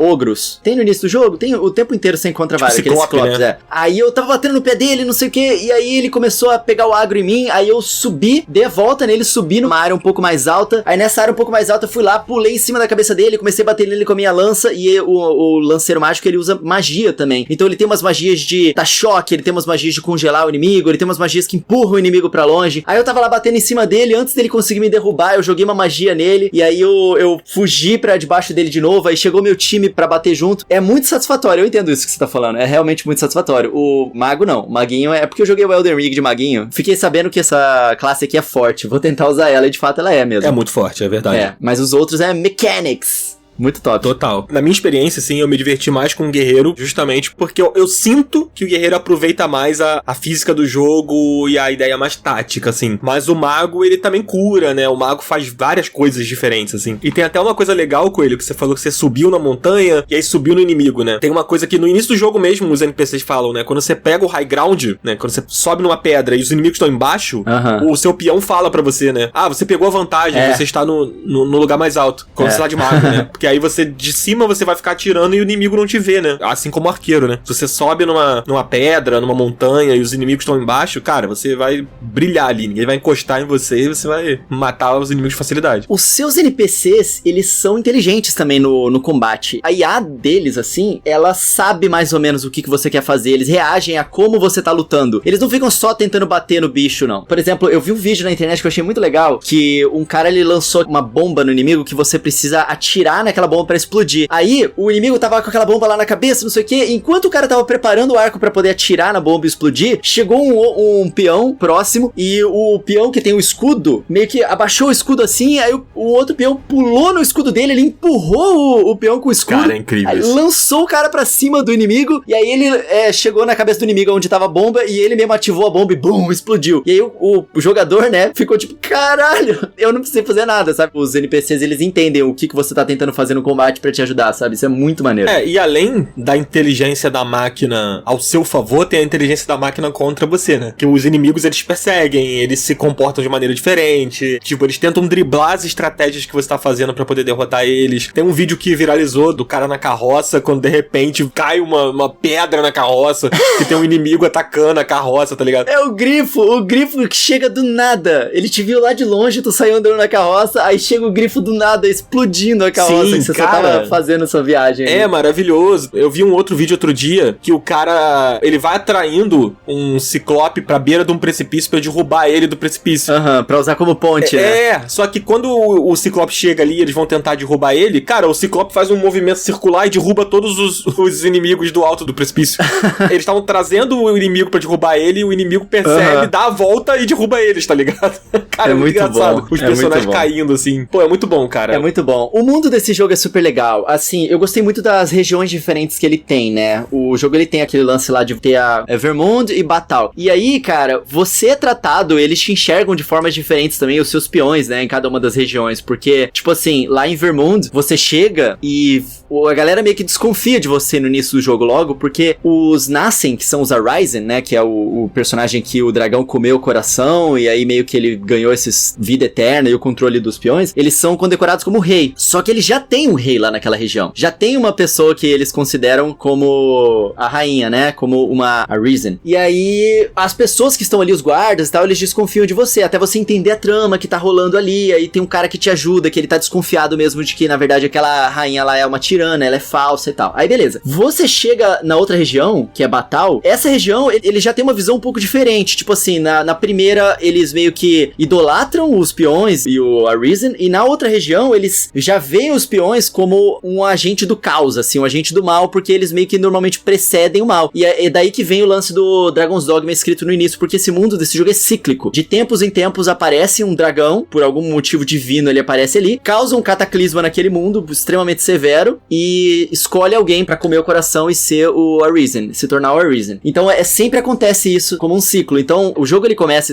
e aparece só Dragon's Dogma e não Dragon's Dogma 2, porque você tá vivendo o ciclo do dogma do dragão, novamente, né? Uhum. E aí você chega lá na outra cidade, na outra região, e os caras, eles não gostam dos peões, porque os peões normalmente, quando eles começam a aparecer naquele mundo, eles são um presságio de que um cataclismo, algo muito ruim vai acontecer, né? As culturas são diferentes, os Beasten, né, que são aquelas criaturas com o rosto de leão, né, eles são diferentes também. E são incríveis. Cara, são incríveis. O mundo desse jogo é muito, muito, muito rico, tanto na parte do combate, quanto na parte da história. A história, na verdade, ela é meio simples até, eu acho. Ela é interessante, mas é meio simples. Mas a cultura, a forma com que eles contam tudo é muito legal. É uma história meio clássica, assim, né? Seu personagem é um escolhido e tudo mais. Então é uma coisa bem clássica, assim. Você tem que derrotar o dragão no final. Logo no início do jogo, ele já te conta meio que o seu objetivo, né? Ele começa com você sendo condecorado como rei. E aí você meio que sai daquela ilusão e se vê como um prisioneiro, mas você entende que aquele é o seu destino, né? Logo no início do jogo ali. No fim, o jogo, eu acho que isso que o Dan falou sobre o número 2, de ele não se apresentar como Dragon's Dogma 2 quando você começa, ele não depende do 1, né? Não, ele não depende, não. Ele é uma nova história, mas assim, eu não vou dizer porquê, mas tem motivos dele não usar o 2. Acho que quem for jogar vai entender jogando. E o jogo, ele prega umas peças na gente ao longo da história, sabe? Ele esconde certas coisas, ele te engana em alguns momentos. É interessante você descobrir essas coisas sozinho, sem eu explicar, assim. Aliás, assim, sem dar spoilers, o final do jogo ele te engana também. Eu não cheguei a fazer o final verdadeiro, mas ele tem um final verdadeiro. E aí sim, a história, ela realmente é mais satisfatória, eu acho, assim. Eu não cheguei a fazer, eu vi spoilers na internet, que eu achei muito interessante. Eu não sei quantos finais esse tem, eu sei que o primeiro tem uns 6 finais, eu acho. Esse eu não sei quantos tem. Mas sei que ele tem um verdadeiro, se eu tô ligado. Cara, acho que assim, falamos tudo, né? Do Dragon's Dogma, faltou alguma coisa? Dá pra ficar conversando o episódio inteiro sobre esse jogo. Teve a questão das polêmicas, que eu acho que muita gente bateu no jogo por conta da coisa do Fast Travel ser vendido, eu né? acho isso meio... Não sei, mano, não concordo tanto com essas críticas. Sei lá. O que acontece? Na semana do lançamento do jogo, vazou não. Quem entrasse lá no jogo ia ver que você tinha a opção de comprar, que o Fast Travel no jogo, você tem uma opção de você colocar ele em um lugar, assim, sabe? Aqui eu vou botar uma peça de Fast Travel pra cá e aqui agora eu posso vir pra cá. Tipo o Travel Medallion do Zelda. Verdade, exatamente, mesma coisa. E aí, eles vendem esse recurso porque no jogo mesmo não tem muito esse recurso, né? Você tem pouquíssimos, na verdade. Só que eu acho que o Coelho meio que explicou lá no início por quê, né? O design do jogo foi pensado pra que você não faça Fast Travel. Eles querem que você caminhe. Tanto que não tem cavalo no jogo, por exemplo. Você tem que andar a pé. Porque eles querem que você ande a pé. Eles querem que você conheça o mundo e desbrave o mundo da forma como eles pensaram, assim. Mas é zoado. Mas o Fast Travel é um recurso básico, tem tantos jogos, não sei o que. Tá bom, mas nesse jogo não. Eles não pensaram assim. O primeiro era igual. Então é isso, basicamente. Você tem como acessar o Fast Travel no jogo, você tem como comprar o Fast Travel no jogo de forma limitada. Esse lance de comprar eu achei um pouco desleal só, porque a Capcom não avisou a gente. Isso não estava disponível no jogo antes do lançamento. Eu achei zoado isso. Mas assim, eu acho que não foi uma decisão do time de designers de desenvolvimento do jogo. Eu acho que isso foi uma decisão, tipo, da Capcom, tá ligado? Bota aí. O que tem de consumível nesse jogo? Bota aí pra quem quiser poder comprar. Mas eu acho que assim, é muito esquisito esse tipo de recurso ser vendido assim por fora, assim como o lance de personalizar personagem, que inclusive eles mudaram já em uma atualização, né? Antes você só podia mudar a aparência do seu personagem acho que 2 vezes. E como o jogo não permite você criar múltiplos personagens, né, isso é uma questão, pra testar outros personagens, eu quero fazer um velho mago, mudei de ideia, agora eu quero jogar com uma menina elfa, você teria que apagar o seu jogo e começar um outro. Então, eles permitem você mudar a aparência quantas vezes você quiser, na verdade 99 vezes você pode comprar dentro do jogo, né, o itemzinho lá que muda a aparência, e antes ele tava sendo vendido na loja, então tipo, era aquela coisa, na sua jornada você só pode fazer isso 2 vezes, se você quiser fazer mais tem que pagar mesmo. Zoado. Né? Então, zoado. Isso era bem zoado, mas eles arrumaram em atualização. Inclusive, no início você não conseguia nem dar um new game no jogo. Não tinha opção de new game. Eles queriam exatamente que você tivesse que mudar a aparência dentro do seu próprio save, não começar um save do zero. Mas eles já atualizaram e agora tem a opção de new game, mas de qualquer jeito você tem que apagar o seu boneco, criar outro boneco, caso você queira fazer isso. Não tem como ter vários. Acho que eles fizeram essa limitação por causa dos pawns, assim, pra não ficar mudando os pawns e tal. Você não sabotar, né? Você não passar um item pelo seu paw pra você passar pra um outro personagem, sabe? Tem isso também. Você pode dispensar ele segurando um item, como isso. de presente. Exato. Olha aí, o Power World fazendo história. Que jogo é esse mesmo? Não lembro mais. Pô, é. Ué, Daniel, esse jogo fez um Taj Mahal na tua cabeça, tu não O lembra? Taj Mahal é tão grande que eu nem lembro dele. Mas acho que esse foi o Dragon's Dogma, né? Coelho, você acha que vale? Você indica? Vale. Esse jogo é muito legal, cara. Eu acho que ele vai estar ali no final do ano entre os indicados ao GOT. De verdade, assim. Falando sério aqui. Na frente da Princesa Peach? Ah, sim, na frente da Princesa Peach. Afinal de contas, ele é um jogo gamerzão, né? Ele é muito bom, cara. Eu vi uma galera também reclamando das partes técnicas. Ah, não tá 60 FPS, não sei o quê. Na verdade, eu não sei se eu posso falar muito sobre isso, porque agora que eu tô com a minha televisão nova, eu tenho tido um pouco de dificuldade com isso quando eu jogo na televisão, de achar ruim, de queda de frame, porque ela faz interpolação dos frames, eu não reparo muito nisso. Mas eu não achei ruim nada do Dragon's Dogma 30 FPS. Pegou uma OLED? Peguei, pô! Peguei a C3 muito boa da LG. Brabo. Pô, brabíssima. Cara, eu recomendo também, eu não terminei o jogo ainda, né? Eu tô jogando, ele é um jogo bem denso. Se você fosse dedicar a jogar, cara, se prepara pra jogar bastante tempo, assim, porque a experiência legal dele é realmente você jogar aproveitando o jogo. Mas eu tô gostando bastante, eu gosto muito do primeiro jogo, eu adoro o primeiro jogo. Eu achava que nunca teria uma continuação, eu já tinha desistido disso, porque tinha tanto tempo que pra mim a Capcom tinha desistido da franquia, apesar de terem feito outras coisas com o jogo, né? Nesse meio tempo aí, nesses 10 anos aí, entre um jogo e outro, praticamente. É um jogo feito com muito carinho, sabe? É uma equipe que os caras, quando criaram esse jogo, né, eles pensaram em fazer um jogo que eles gostariam de jogar, um jogo que eles gostariam que existisse, sabe? Não apenas uma demanda comercial por trás, assim. E eu sinto isso no jogo, eu sinto que ele é feito com muito carinho, as decisões de design, os textos, tudo que tem no jogo parece ter sido pensado meticulosamente pra estar ali, sabe? Eu jogando, eu sinto isso e eu fico bem feliz, assim, jogando e caramba, isso aqui é muito legal. Nossa, isso aqui, putz, é muito diferente. Ele tem vários momentos desses, assim, sabe? De você ir jogando e falando, caramba, não acredito que isso aqui aconteceu. E ele é muito bonito também, o mundo, tipo, expansivo desse jogo é muito bonito. Sim. Cara, e assim, eu adoro RPG que você pode criar o seu personagem, né? Eu amo essa ideia. E, cara, o criador de personagem dele é absurdo. Absurdo. Você pode fazer tudo. A única coisa que... Aí fica até uma pequena crítica. A única coisa que ele não deixa você fazer nesse jogo é criar uma criança. Você não consegue fazer uma criança. No primeiro jogo você conseguia fazer uma criança mesmo. O seu personagem era pequenininho, com feições infantis. Pô, assim. mas já pensou, mano? Você vê o dragão te matando e comendo seu coração. Fazendo isso com uma criança talvez ficasse meio polêmico, não sei. Mas no primeiro dava. Então tá. E a ideia era a mesma, né? Da coisa do coração e tal. Eu achava interessante ter essa possibilidade também, assim. Mas tudo bem, eu entendo que dessa vez eles não incluíram, assim. Mas de qualquer jeito dá pra você criar, cara, inúmeras possibilidades de criação de personagem ali. E todos podem ficar muito diferentes. Cara, se você jogar no YouTube, sei lá, Nicolas Cage arqueiro, vai ter lá. Alguém criou o Nicolas Cage no jogo, sabe? Eu não procurei o Nicolas Cage especificamente, mas acredito que alguém tenha criado, assim. Enfim, dá pra criar muita coisa. E eu adoro essa dinâmica de criar personagem, é muito maneiro. Inclusive, se você não tem o jogo e quer testar o criador de personagem, dá, né? Porque a demo do jogo é o criador de personagens, então você pode baixar de graça aí e testar. Inclusive, tinha gente falando que não gostou do jogo aí, ó, e jogou só a demo, hein? Eu vou só deixar essa... Teve essa polêmica aí, né? Ah, vacilo. Tô brincando. Coitado. Mas o Nicolas Cage tem ele no Dragon's Dogma 2, eu acabei de achar aqui. Maravilhoso. Só procurar no Google, sério. Caraca, era só procurar. Exato. Fizeram a Daenerys, fizeram, só personagem pica. Cara, o meu personagem, ele é a cara do Gandalf. Eu achei uma pessoa criando, assim, e aí eu mudei uma coisinha ou outra, mas ele ficou bem parecido, assim, com o Ian McKellen, né, que é o ator que faz o Gandalf. Cara, muito parecido mesmo, muito parecido. Dá até nervoso no jogo, assim, fica muito parecido. Mas é isso, acho que esse foi o Dragon's Dogma. Falamos dele, falamos do Princess Peach. E Cardoso, vai dar tempo da gente falar do Supermarket? Lógico que não, pô. Já tem uma hora e meia de gravação, a gente tem que pôr pindica. Mais uma vez, eu sendo silenciado nesse programa, impressionante. Mais uma vez, quando que você foi silenciado, cara? Na semana passada eu falei, quero falar sobre o Supermarket Simulator no Pindica. Chegou no Pindica, o Daniel, não dá mais tempo de fazer Pindica. Eu falei, que isso, cara? Você falou do Supermarket. Você falou. Tinha 2 horas e 40 minutos de gravação. Eu falei, não, eu vou falar, porque eu já tinha dado a bait no começo do programa.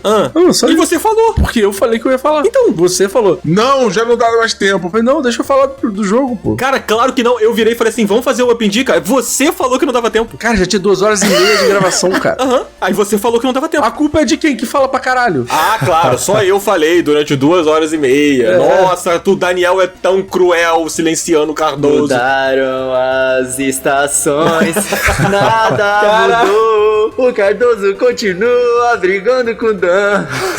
Maravilhoso. Escuta isso, Coelho. O cara me manda mensagem de madrugada de sábado. Porra, odeio ouvir o programa. O que aconteceu, cara?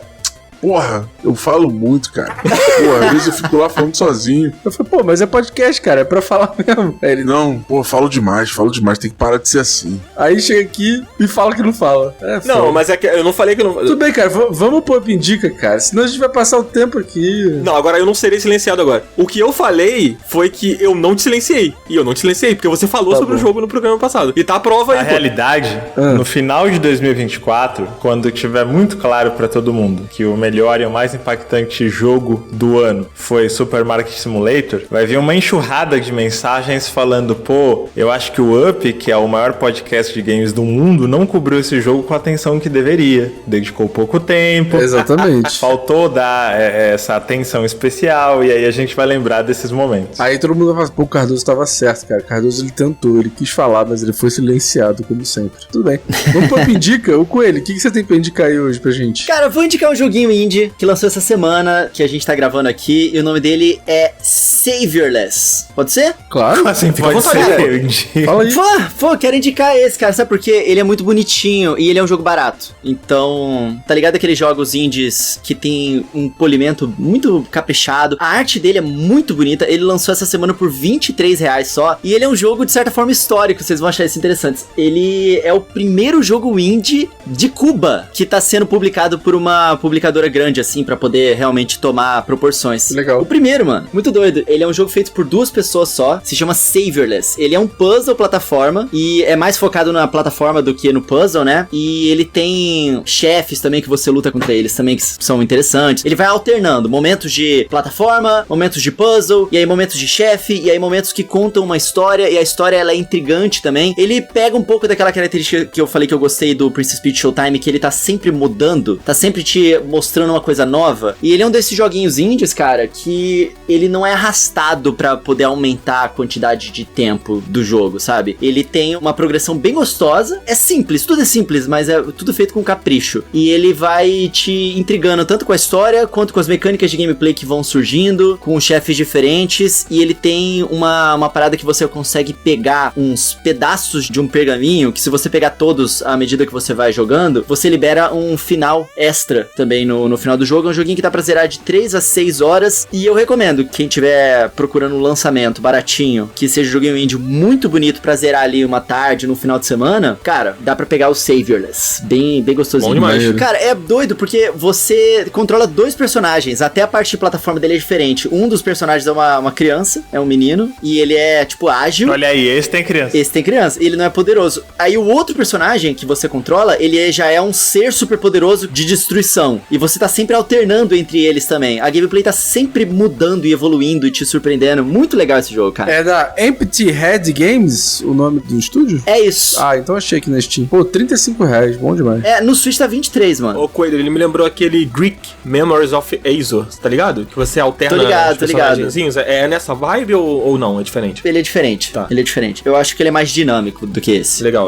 E você, Cardoso, o que você tem pra indicar? Cara, eu quero indicar Ilha Dondoku no Like a Dragon Infinite Wealth. O que é Ilha Dondoku? Tá gostando agora? Calma. É porque agora que eu já tô milionário, aí eu tô começando a achar interessante. Ah. Cara, o Like a Dragon Infinite Wealth, não só o Infinite Wealth, né, mas a franquia como um todo, ela tem essa pegada um pouco de satirizar outros jogos ou outras mecânicas de outros jogos, né? Todo Yakuza, o Like a Dragon, ele tem uma mecânica empresarial, né, que é a mecânica pra você ganhar dinheiro ali e tal. E aí nesse, especificamente, no Infinite Wealth, eles fizeram um Animal Crossing dentro do Infinite Wealth. Cara, e é tipo assim, no começo eu passei raiva porque eu não gosto muito de Animal Crossing, eu não gosto desse tipo de jogo e tal. Mas no fim, quando você tá com a sua ilha toda boladona lá, que você coloca uma estátua de 30 metros de altura de um diabo soltando fogo e não sei o que, é muito maneiro, cara. E é legal que, tipo, depois de um tempo você começa a levar pra dentro da ilha do Dondoku os personagens da franquia, né? E aí eles vão lá, e aí eles curtem, eles vão pro cabaré, vão pro não sei o que, toda na ilha ali que você montou. É bem legal, é uma forma muito boa de ganhar dinheiro no Infinite Infinite Wealth. E, cara, é fácil. Eu fiz 25 horas só disso. E, tipo assim, você pode passar o jogo inteiro sem fazer nada nessa ilha. Você vai lá ver, ok, não vou fazer. E vai embora. Cara, é um jogo dentro de um jogo. É incrível, assim. É muito legal. E, pô, Infinite Wealth é jogaço. Muito bom. Muito bom mesmo. Vai lá, Marcelos. O que você tem pra indicar? Cara, eu tava pensando aqui, quando eu vi que ia ter indica, o que eu tenho visto, que eu tenho feito da vida, eu percebi que a única coisa que eu tô consumindo num passado recente, fora o jogo da Pict, é eu tô no overdose de Final Fantasy VII. E eu pensei, não vou indicar Final Fantasy VII, já fiz isso no Open Dica,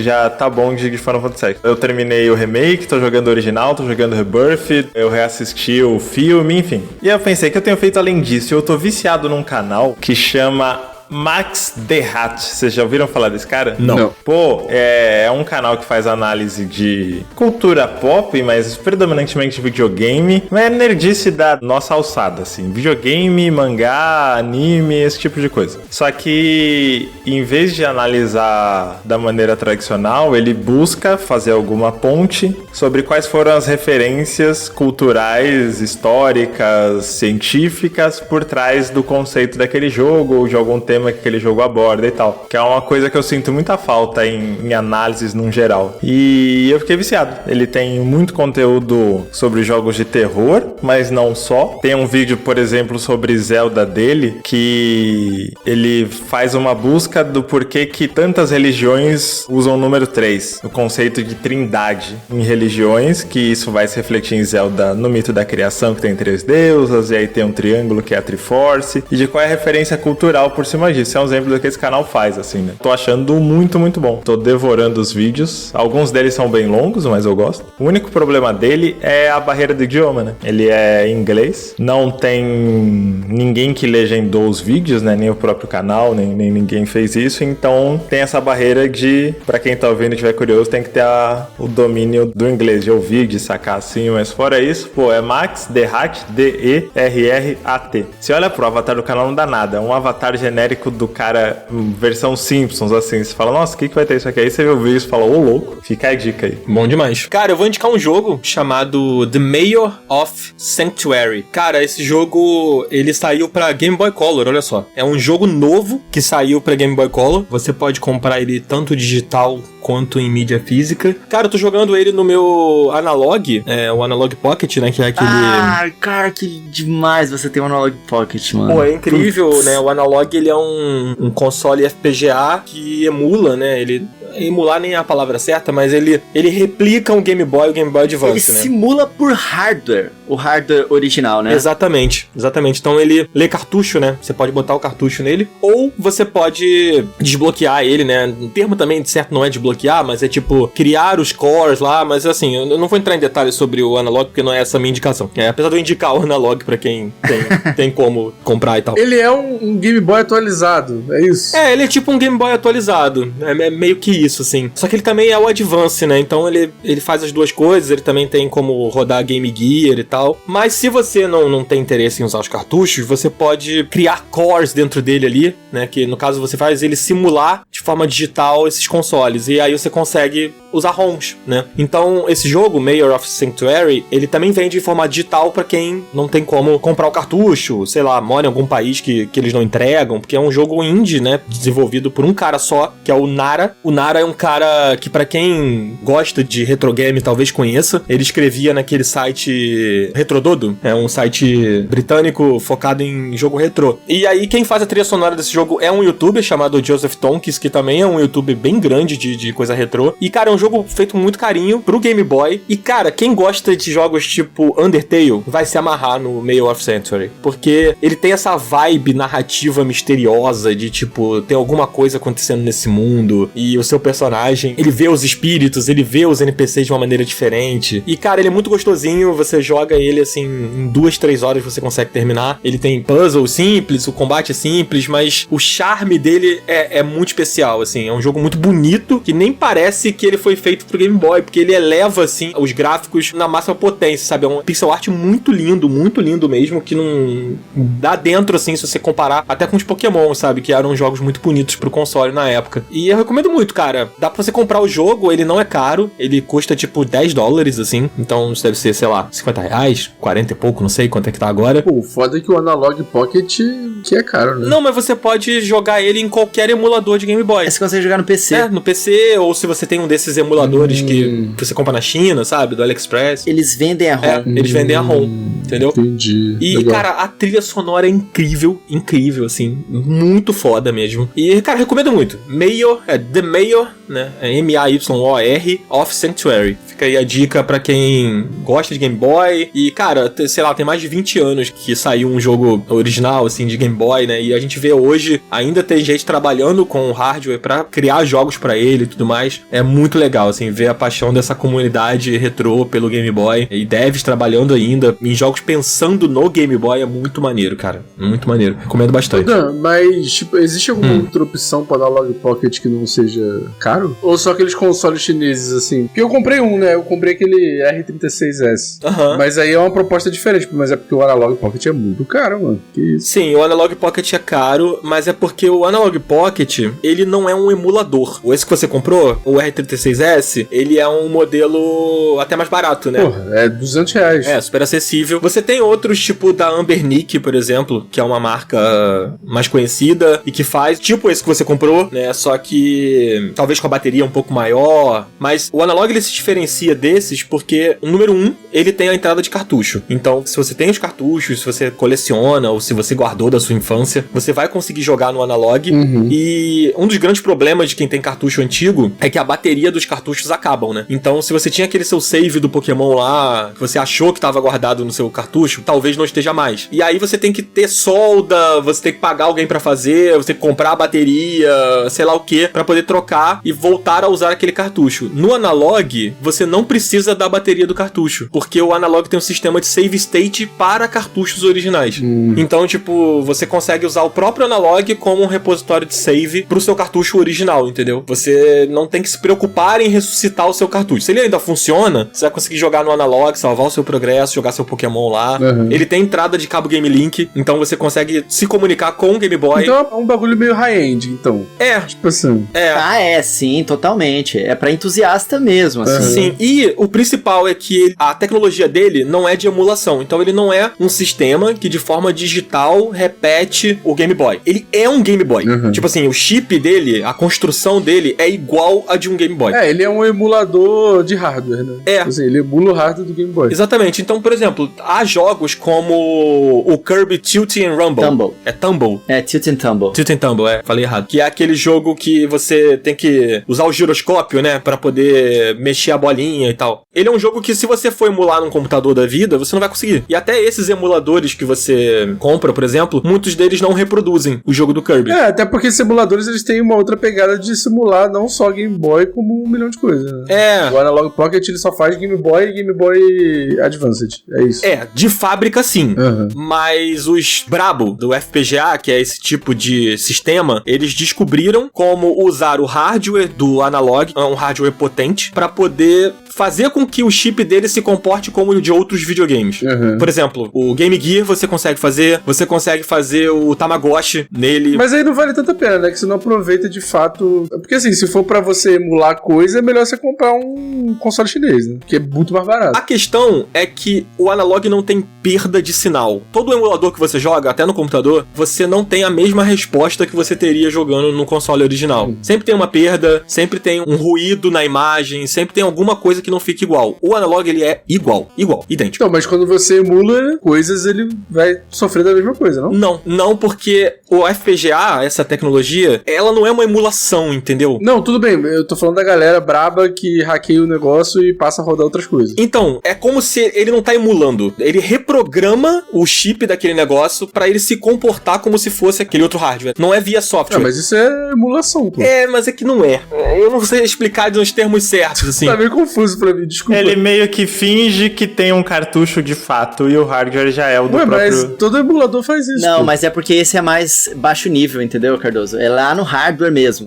A nível de hardware mesmo, de bits bits e bytes. Entendi. Essa que é a diferença. Então, assim, pra galera que gosta mesmo, os entusiastas, é tipo a emulação mais fiel. Se você gosta de usar emulador, você sabe que o emulador ele precisa estar sempre se atualizando, e aí tem certos jogos que tem bugs, ou que tem, tipo, efeitos visuais que não funcionam muito bem, ou que, sei lá, cara, você tá jogando até nos emuladores oficiais mesmo da Nintendo, lá no Nintendo Switch Online, lança um Zelda novo, aí a fumacinha não tá funcionando direito, ou Mario 64, o sprite de não sei o que não pega direito. Esse tipo de hardware, ele não tem esses problemas, porque ele é feito pra o jogo funcionar como se ele estivesse rodando no hardware original. Exatamente. Então ele não vai ter esse tipo de bug de emulador, entendeu? Ele não tem um software rodando pra repetir um hardware que não tá ali, sabe? Tipo, quando você abre um emulador, você abre um programa dentro do seu computador, ou dentro de um outro console, se for um console desbloqueado, e aí aquele programa tá rodando no fundo, e o seu jogo tá rodando dentro daquele programa. Então, mas o hardware dele foi feito pensando no Game Boy, ou foi feito pensando no Game Boy mais em um monte de coisa? Porque são arquiteturas diferentes, né? Ele permite ser reprogramado pra se comportar como outras coisas. Esse é o FPGA. Então, tipo, se você tiver os adaptadores certos, por exemplo, se você tiver um adaptador que é pra encaixar o cartucho do Game Gear, e existe o adaptador, eles fizeram. Então tem adaptador físico, né? Tem um adaptador físico. Só que, tipo assim, como que ele lê o adaptador físico e passa a ler um outro cartucho? É porque a partir do momento que você coloca o adaptador físico ali, o chip passa a se comportar como aquele outro console, e não como o Game Boy. Então ele tem uma logística do sistema dele pra ele se comportar como outras máquinas, sabe? É como se você pegasse um seu Windows hoje e você mexesse no seu hardware pra ele se comportar como um Apple de 1992, sabe? Não, total, isso dá pra fazer. O que eu não tinha entendido era que dava pra fazer isso com hardware. Pra mim era tudo via software, mas você tá falando que é com hardware, aí tranquilo. É mais dá fácil. pra fazer com hardware e dá pra fazer também reprogramando o core da placa, sabe? Entendi. O que esses caras fazem não é uma emulação. Tanto que o pessoal até fala, a gente não tá desbloqueando o console, a gente tá reprogramando o console, sabe? A partir do momento que você entra no core, sei lá, do Neo Geo dentro do Analog, você não tá abrindo um programa dentro do Analog pra rodar o ROM do Neo Geo. Você tá reprogramando ele boota como se ele fosse um Neo Geo, sabe? Programado em Pascal lá, sei lá. O Analog Pocket, ele é o disco de vinil dos retro games. Exatamente, cara. Caralho. Perfeito, perfeito. E, inclusive, a galera pirou, a galera da comunidade retrô pirou, porque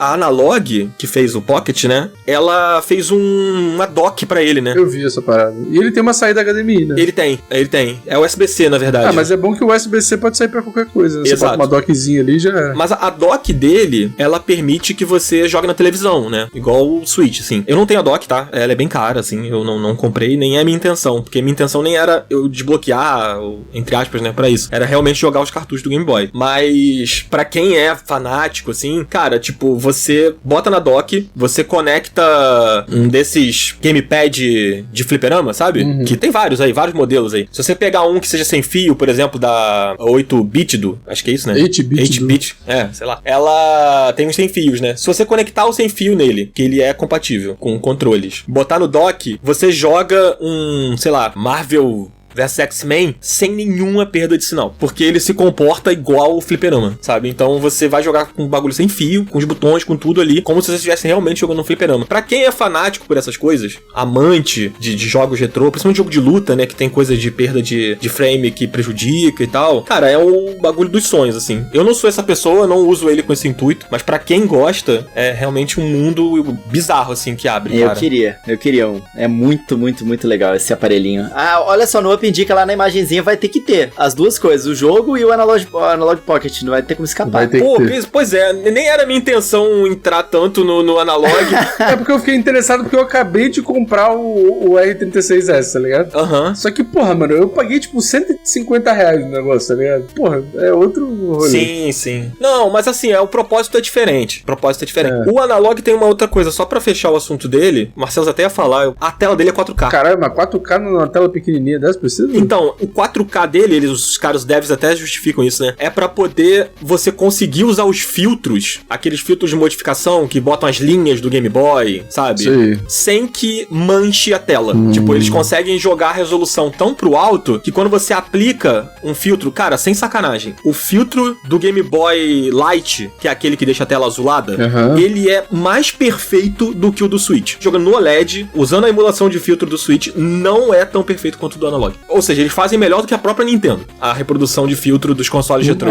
Muito melhor, inclusive. Muito melhor. É impressionante. Legal demais. Que eu ia comentar, pelo menos 2 oportunidades, eu acho que mais, mas essa foi a opção da Nintendo pra fazer retrocompatibilidade. Por exemplo, o Nintendo Online no Switch é emulação, mas o fato do DS rodar jogo de Game Boy Advance não é. O Wii com o GameCube é a mesma coisa. Tem um Game Boy Advance dentro do DS, tem um GameCube dentro do Wii, e ele só dá um boot diferente na hora de rodar esses jogos. É verdade, é isso mesmo. E são consoles bem diferentes, né? No caso do GameCube, por exemplo, é bem diferente. Sim. E eu acho curioso esse conceito. Tem até as entradas, né? Se você abre a tampa de trás do Wii, tem as entradas do controle de GameCube ali e tal. É irônico que o Analog seja um console alternativo para clássicos da Nintendo, que é uma coisa que ela certamente odeia, né? Apesar de não ser legal. E a própria Nintendo sempre lidou muito mal com a emulação. Acho que o melhor momento de emulação da Nintendo foi o Virtual Console, que era um software desenvolvido fora da Nintendo, né? A Nintendo em si sempre foi muito ruim com a emulação e eles apelaram, acho que é até uma solução boa, né? E de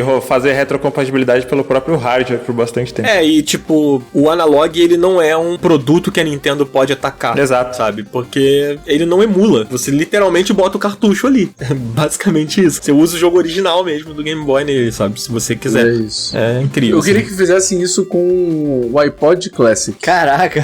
Porra, mano, eu tenho muita vontade de ter um negócio daquele, mas tipo assim... É caríssimo, né, hoje em dia. Não só é caríssimo, mas é meio impraticável pra quem usa, sei lá, AirPods, essas coisas assim, porque não tem como tu conectar, tá ligado? Mas se tivesse um aparelhinho só pra ouvir música da Apple, seria maravilhoso. Ficar rodando o dedinho lá pra passar as vozes. Pô, era muito gostoso. Aquilo ali tinha uma resposta tátil muito gostosa. Era muito maneiro esse... Era muito top mesmo. Pô, bora! Porque já quase 2 horas de gravação? Pois é, cara. A gente começou a falar do Analog aqui, eu acabei estendendo muito, mas... Então, um episódio sobre Analog Pocket, Princess Peach Showtime e Dragon's Dogma 2. Sim, exatamente. Porra, dá pra botar isso no título até, porque ficou maior do que acho que o Princess Peach, esse momento aqui agora.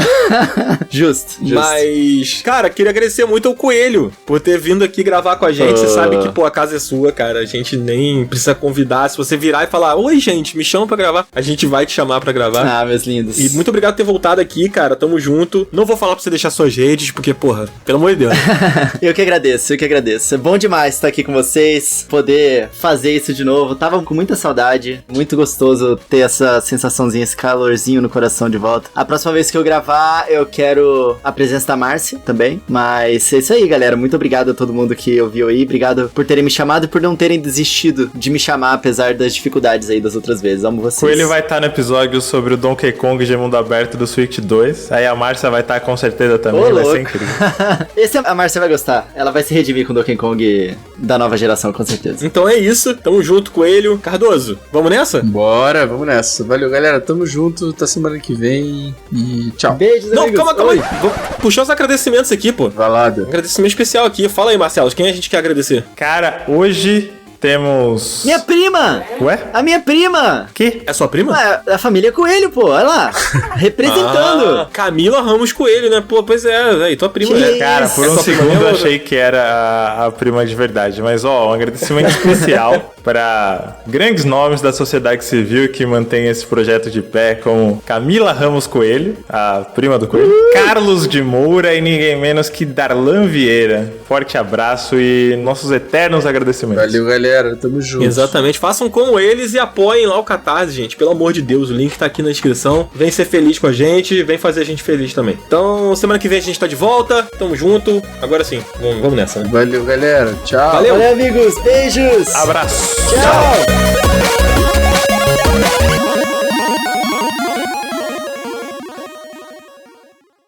Coelho, eu vou te dar a honra de puxar a sync aí. Porra, por favor, eu tava aguardando esse momento. Posso puxar agora? Vai fundo. Vamos lá. 1, 2, 3 e... Que Porra! Que isso? Bom dia, Zabuzeta. Caralho. Bom dia, Zabu. Tô impressionado que o Coelho não desaprendeu, né, a puxar assim, que ia ser Não, incrível, cara. pô, Que tá isso? achando? Que isso? Pô, tá de brincadeira? É igual tomar choque na bunda. Exato.